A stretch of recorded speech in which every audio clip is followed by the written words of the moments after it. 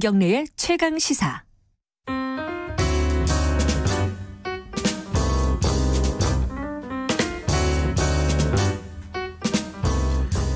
더 나은 미래를 위해 오늘의 정책을 고민하는 시간입니다. 김기식의 정책 이야기 식스센스.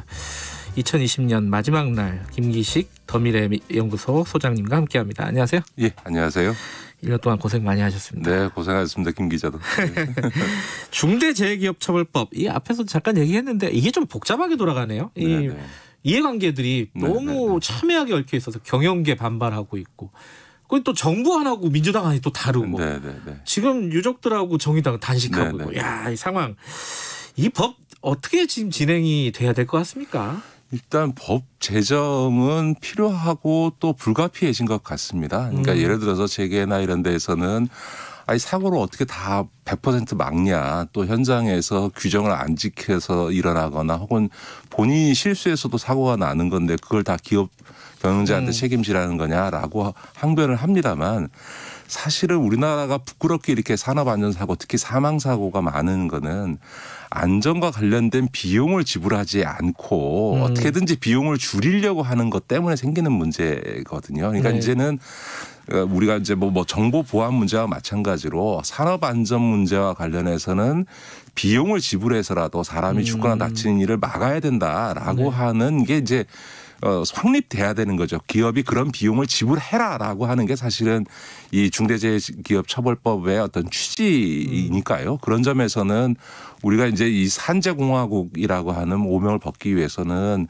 이제 법적인 장비가 필요한데, 다만 뭐 저도 개인적으로는 우리나라처럼 이렇게 특별법이 난무하는 나라가 있으니까 이게 특별법이 입법적으로는 편의적이고 또 정치적으로는 뭔가 특별한 의지를 보여주는 것 같아서 대한민국처럼 특별법이 난무하는 나라가 없습니다. 저는 개인적으로는 보통 일반법을 보완하는 방식으로 입법하는 게 좋다고 생각합니다만, 지금 현재는 정치적으로 특별법 형태의 입법이 불가피해진 것 같습니다. 그런데 지금 아까 잠깐 말씀드렸지만 정부에서 입장을 가지고 왔는데 이게 굉장히 좀 후퇴됐어요. 그 민주당 안보다. 그래가지고 이거는 뭐 그 재처벌법이 아니라 기업보호법이다 오히려 뭐 이런 식의 반발이 나오고 있단 말이에요. 이게 어떻게 평가하십니까? 이 부분에 대해서는 정부 안이라든가 이런 부분. 예, 재기업 보호법이다라고 하는 건 뭐 정치적인 레토릭인 것 같고요. 그렇게까지 비난하는 건 저는 적절치는 않은데 정부 수정안은 적절하지 않은 것 같습니다. 제가 봐도 그거는 일단 뭐 유예 기간을 원래도 한 4년 정도 설정돼 있었는데 지금 이제 50인 이상 100인 이하까지는 뭐 2년 유예한다 이렇게 나와 있는데, 통상 이제 우리 52시간 할 때도 사업체 규모별로 시행 시기를 단계적으로 유예 기간을 둬서 실시한 건 맞는데 4년 이내는 좀 과도한 것 같습니다. 제가 보기에는 이 법 제정에 따라서 기업들이 새롭게 이 안전 문제와 관련해서 규정을 만들고 시설을 설비하고 인력을 채용하는데 시간은 필요하니까 일정한 유예 기간이 필요한 건 맞지만 적어도 뭐 1년, 2년 정도의 그 유예 기간은 있을 수 있어도 2년, 4년은 좀 과다한 것 같고요. 무엇보다 이제 뭐 책임자의 범위를 좁히지 않았습니까? 경영 책임자 중에서도 일부만 하게 한다든지 뭐 기관장에 대해서는 제외해준다든지 하는 건데, 이것도 이 법의 보완 필요성에 대한 초점과는 전혀 엉뚱한 것 같아요. 왜냐하면 아까도 말씀드렸던 것처럼 산재 문제의 핵심은 비용을 들이지 않고 이익을 얻기 위해서 사람 목숨을 가볍게 취급하는 거거든요. 그러면 결국은 비용과 인력을 투입하라고 하는 건데, 그 비용과 인력을 투입하는 결정은 누가 하냐? 회사에서는 사장이 하는 거지 않습니까? 그런 점에서 보면 책임자의 범위를 좁히는 것은 이 법 취지에 반하는 게 맞고요. 다만 이 법이 보완해야 되는 거는 뭐냐면 책임자의 범위를 좁히는 게 아니고 오히려 형사처벌이라고 하는 아주 엄격한 국가의 형벌권을 사용하는 데 있어서 그 형사처벌의 대상에 대한 엄밀성을 오히려 이 법에다가 규정하는 이런 태도가 중요한 거죠. 뭐 말씀하신 건 뭐 인과관계라든지 이런 부분 말씀하시는 그러니까 거죠? 형사처벌의 요건을 분명히 해주는 게 중요하다는 거죠. 그래요. 근데 어쨌든 지금 재계는 강력하게 반발하고 있고, 그 법안 자체가 지금 그 뭐랄까 이게 논쟁 한가운데서 이렇게 펜딩돼 있는 상황이다 이런 느낌이에요. 이걸 어떤 식으로 해결하는 것이 합리적일까 방향을. 이 이제 정부 수정하는 문제지만 또 한편에서 정의당이나 일각에서 뭐 이 법은 1.1핵도 못 고친다. 조문 하나 고칠 때마다 한 사람 죽는다. 이런 것도 저는 온당한 태도는 아니라고 생각합니다. 생명을 경시해서 이 산재 사고가 계속 발생하는 걸 방치해서도 안 되지만 생명의 문제가 걸린 문제에 있어서 지나치게 어쨌든 정치적 성과를 내세워서 어쨌든 이 지금 법 조문에 제출한 법안 자체의 문제점을 회피해서는 안 되거든요. 저도 그 정의당이 제출한 법안을 봤습니다만 조금 황당했습니다. 왜냐하면 제가 예전에 그 김영란법 입법할 때도 이런 일이 있었는데 김영란법에 처음 가져온 원안이 뭐냐면 부정청탁을 하는 경우에 이제 처벌하는 것을 했는데 부정청탁의 개념이 뭐냐 이래서 보니까 딱 하나 있는 거예요. 그러니까 법으로 안 되는 일을 해달라는 거예요. 그래서 제가 아니 우리 정무위 같은 데는 그 저축은행 후순위 채권 피해자들이 와서 그거 보상해달라고 하는데 법으로 안 되게 돼 있다. 그럼 이 사람들이 부정청탁한 거냐 했더니 권익위원장이 부정청탁이라는 거예요. 법에 따르면. 그래서 아니 국민들은 법으로 되든 안 되든 그걸 다 어떻게 공부하냐. 무슨 소리들 할 수 있어야지 그게 무슨 말이 되냐라고 해서 결국 부정청탁이란 게 뭐냐라는 것을 쭉 한 14가지를 규정하고 그러니까 구체적으로 부정청탁이란 이런 거다라는 걸 규정하고 예외 사유도 7가지를 다 구체적으로 적시를 하는 형태로 수정을 했습니다. 네. 그래서 이제 김영란법이 그 헌재 갔을 때 합헌 결정이 나왔는데 그 합헌 결정의 근거가 뭐였냐면 부정청탁의 유형을 구체적으로 명시했고 예외 규정도 구체적으로 명시했기 때문에 형사 사법 처리에 있어서의 어떤 죄형 법정주의 명확성의 원칙, 자기 책임의 원칙이 명확해졌다는 거거든요. 지금 지금 정의당이 낸 법안의 가장 큰 맹점은 뭐냐면 안전 위험 방지 의무를 규정하고 그 안전 위험 방지 의무를 하지 않은 경우에는 처벌한다 이렇게 됐는데 그 안전 방지 그 위험 방지 의무에 대해서 아무런 내용이 없어요. 뭐가 안전 방지 의무냐 이런 내용은 형사처벌에서는 시행령으로 위임할 수가 없습니다. 시행령에다가 구체적인 걸 넣어가지고 그걸 갖고 형사처벌하는 거는 죄형법정주의 위반되거든요. 그러면 법은 어떻게 만들어야 되냐면 사업주가 해야 되는 위험 방지 의무가 뭔지를 그 법에다 다 나열해 줘야 됩니다. 이거 해야 되고 안전시설 갖춰야 되고 하여간에 등등을 쭉 열거해 주고 그다음에 이제 처벌하는 데 있어서도 고의 중과실이냐 아니면 과실 현장에서 과실로 발생한 문제까지는 우리 형사처벌에서는 고의 중과실과 과실을 나눠주거든요. 그러면 이제 그거에 따라서 구분해 주는 규정도 좀 필요한 거고요. 현장의 책임자가 책임져야 될 문제와 최고 경영자가 책임져야 될 것도 구분을 해줘야 되거든요. 그래야 이게 예를 들어서 그냥 제재를 하거나 민사상 손해배상의 문제가 아니라 형사처벌을 하는 데는 그런 요건들이 필요한 거죠. 그러니까 지금 앞서 말씀드렸던 정부안이 잘못된 거는 이런 형사처벌에 있어서의 죄형법정주의나 명확성 원칙을 보완하는 이 추상적인 규정들을 구체화하는 이런 보완안을 냈어야 되는데 그거는 안 하고 이 대상 범위 축소하고 예를 들어 유예기간 더 새로 설정하고 하는 이런 걸 내놨으니까 일종의 엉뚱한 수정안을 낸 거죠. 그러나 또 한편에서 정의당도 이건 1.1핵도 수정 못한다. 아마 그대로 하면은 제가 봐도 100% 위헌 나거든요.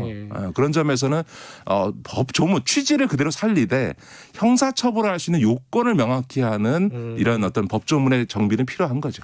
목적이 중요하더라도 법적인 엄밀성은 좀 지켜나가야 된다라는 말씀. 그렇죠. 그러니까 예를 들어 공무원 처벌을 제한하는 거에 대해서 비난합니다. 예를 들면 인허가 내줬다는 걸로 나중에 사고 났는데 나중에 결과 책임을 지라고 하면 어느 공무원이 인허가를 내주겠어요. 그러면 이제 뇌물 줘야만 인허가 나 이거 처벌법 때문에 나 못 해줘라고 할 거 아닙니까?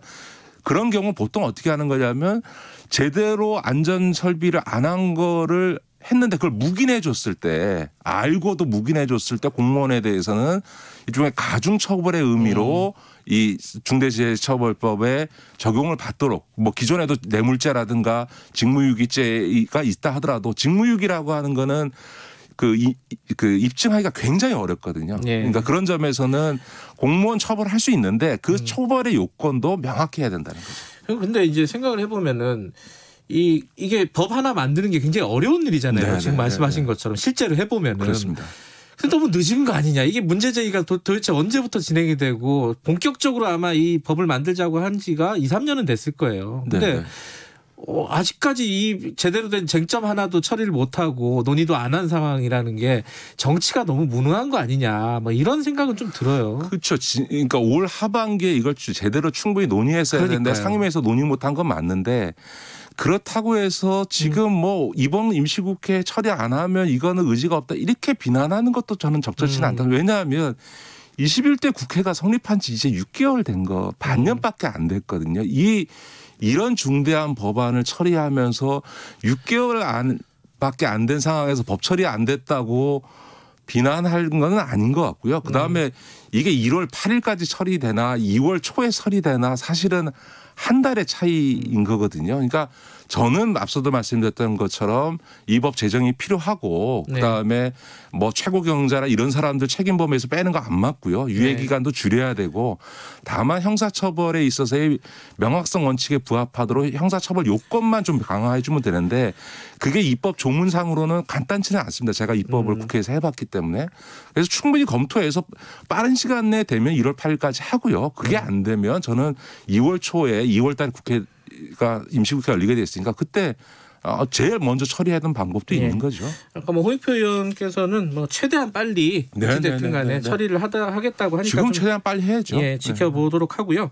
검찰 얘기 간단하게 뭐 한두 가지만 좀 여쭤보겠습니다. 지금 국회에서 나오고 있는 얘기가 중요한 얘기가 탄핵 얘기가 있는데 이건 뭐 지도부들이 지금 뭐 생각을 안 하고 있는 것 같고요. 지금 윤석열 탄핵 총장 얘기하는 사람들은 자기 정치하고 있는 거죠.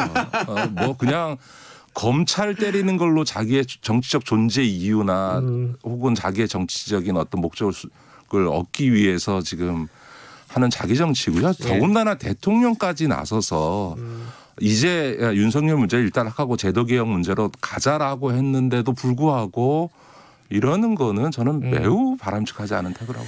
또 하나가 지금 시즌2라고 검찰이에요. 그래서 이제 기소 수사권을 완전히 분리하자 이런 얘기를 하는데 아까 윤영석 의원도 그랬는데 아니 그럼 공수처 왜 만든 거냐 도대체. 막 이런 얘기들이 논쟁들이 있단 말이에요. 이거 어떻게 보세요 이런 상황들을? 예, 이제 공수처에 있어서 수사권과 기소권을 다 준 게 아니고요. 검찰, 판사, 경찰에 대해서만 이제 기소권을 준 건데 아니 검사를 기소하는데 그 기소 여부를 검사보고 결정하라 그러면 하면 안 되니까 그 부분에 대해서는 공수처가 수사권과 기소권을 다 준 거니까 이게 무슨 막 공수처가 모든 대상에 대해서 다 기소권까지 다 갖고 있는 건 아니거든요. 그러니까 그런 부분은 아닌 것 같고 모든 권력은 단일한 조직이 독점했을 때 반드시 문제가 발생하기 때문에 검찰권을 분산해야 되는 건 맞고요. 그것이 단순히 검경 간의 수사권 조직을 조정하는 걸 넘어서서 검찰을 여러 개 단위로 나눠야죠. 제가 이 방송에서 몇 번 얘기했던 것 같은데 미국 같은 경우는 검찰 조직이 단일하지 않고요. 보통 검찰은 기소만 담당하고요. 수사하는 검찰은 법무부 반독점국이라고 우리 공정거래 같은 게 있고 우리 금융위원회 같은 조직인 증권위원회가 수사권을 행사합니다. 이런 식으로 수사권을 갖는 검찰 조직을 여러 군데로 쪼개는 게 맞는 방향인 거죠. 그러니까 이제 이런 제도 개혁 중심으로 갔어야죠.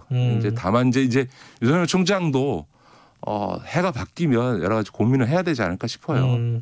공소총 같은 것도 지금 말씀하신 그런 어떤 작업 중에 일환이다 이렇게 보면 되겠네요. 그렇죠. 그러니까 예를 들면 미국은 FBI 같은 검경 합동 조직인 FBI가 예를 들면 전국적인 연방 경찰의 역할을 하는 거고 우리도 자치경찰하면 국가경찰의 권한을 줄여야 되니까 지금 경찰청의 국가수사본부나 지금 검토되고 있는 수사청을 합쳐서 일종의 국가경찰 조직을 만드는 게 필요하겠죠. 검경 수사권 조정 이런 것들은 아마 본격적으로 한번 진행될 때 저희들이 한번 짚어야 될 시간이 올 것 같습니다. 자, 오늘 여기까지 하죠. 1년 동안 고생하셨고요. 새해에도 복 많이 받으시고 새해에도 더 좋은 정책 이야기 부탁드리겠습니다. 고맙습니다. 네, 고맙습니다. 김기식 더미래연구소 소장이었고요. 김경래 최강시사 듣고 계신 지금 시각은 8시 44분입니다.